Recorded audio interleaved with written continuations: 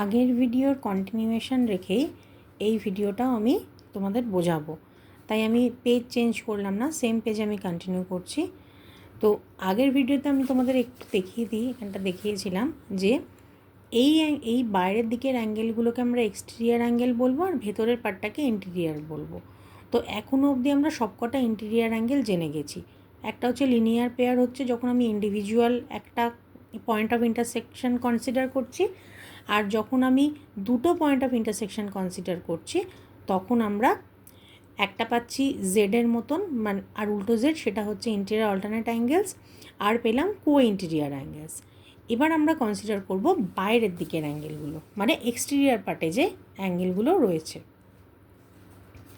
So এরপর আমরা লিখব যে, মানে আমরা শিখব পেয়ার অফ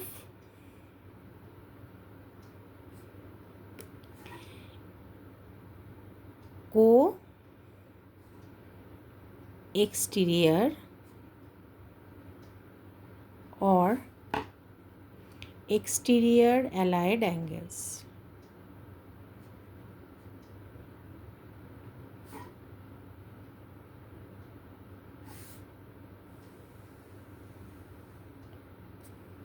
তো আগে আমরা ড্র করে নিই।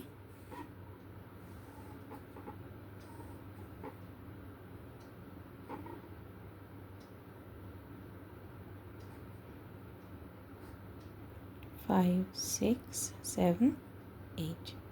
তাহলে এখানে আমরা কি করব, ঠিক একই রকমভাবে যেরকম আমরা কো ইন্টেরিয়ার করেছি, যে ট্রান্সভার্সালটা নেব, তার ডান দিকের এক্সটেরিয়ার দুটো আর বাঁ দিকের এক্সটেরিয়ার দুটো, এভাবে পেয়ারিং করব আমরা। তাহলে সেই অ্যাকর্ডিং আমার যদি ডান দিকের দুটো এক্সটেরিয়ার অ্যাঙ্গেল নিই, আমরা পাই ওয়ানের সাথে টু এর সাথে সেভেনকে, আর যদি লেফটে নিই তাহলে আমি পাই ওয়ানের সাথে এইটকে। কত সিম্পল দেখো মনে রাখা। জাস্ট তোমরা হাত রাখো, এখানটা ধরো এটা আমার হাত, হাতের আমি যদি লেফট সাইড কনসিডার করি তাহলে পাবো ওয়ানের এইটকে, আর এদিকে যদি কনসিডার করি তাহলে পাবো হচ্ছে টু আর সেভেনকে। তাহলে আমি পেয়ার কী পেলাম, অ্যাঙ্গেল টু এর সাথে পেয়ার হচ্ছে অ্যাঙ্গেল সেভেন, অ্যাঙ্গেল ওয়ানের সাথে অ্যাঙ্গেল পেয়ার হচ্ছে অ্যাঙ্গেল এইট। তাহলে এদের আমরা বলবো কো এক্সটেরিয়ার অ্যাঙ্গেলস। এবার আবার যদি এই লাইনটাকেই আমরা প্যারালাল হিসেবে কনসিডার করি, তাহলে যে রিলেশনশিপটা আমরা পাবো সেটা same like co interior angles.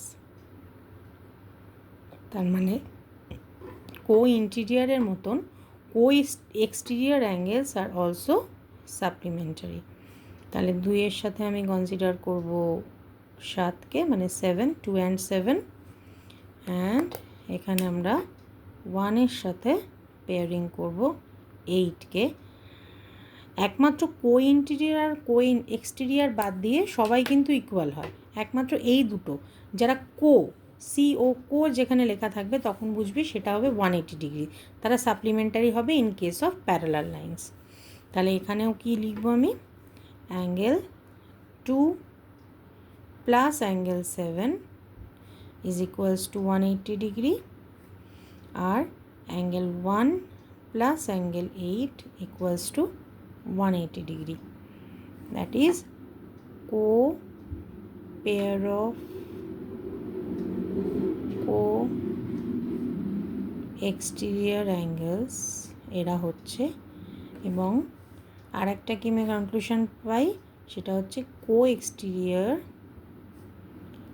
angles আর সাপ্লিমেন্টারি।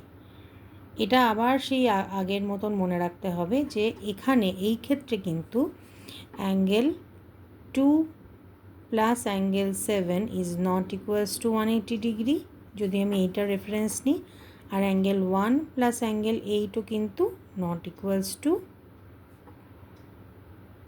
180 ডিগ্রি। তার মানে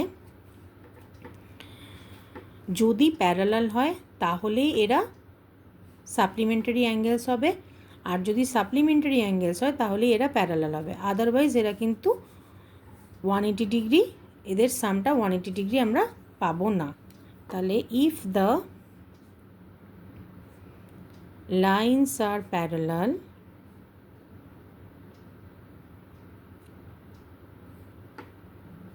then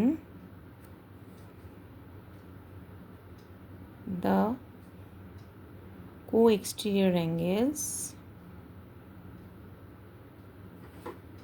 are supplementary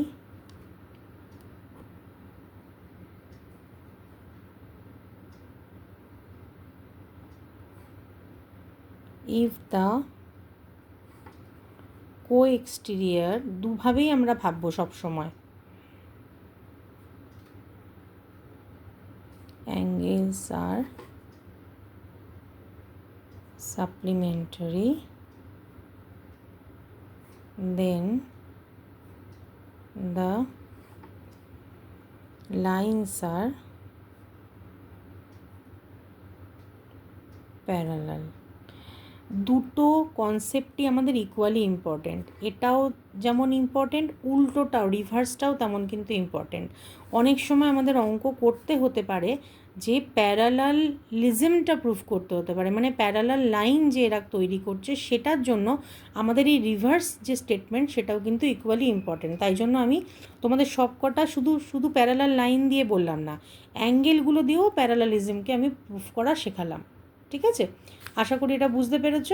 এরপরে আমরা শিখব, আগে আমরা শিখে নিয়েছি যে ইন্টেরিয়র অল্টারনেট, তো এর পরেরটাই আমরা শিখব এক্সটেরিয়র অল্টারনেট অ্যাঙ্গেল। তাহলে আমাদের all type of angles cover up হয়ে যাবে।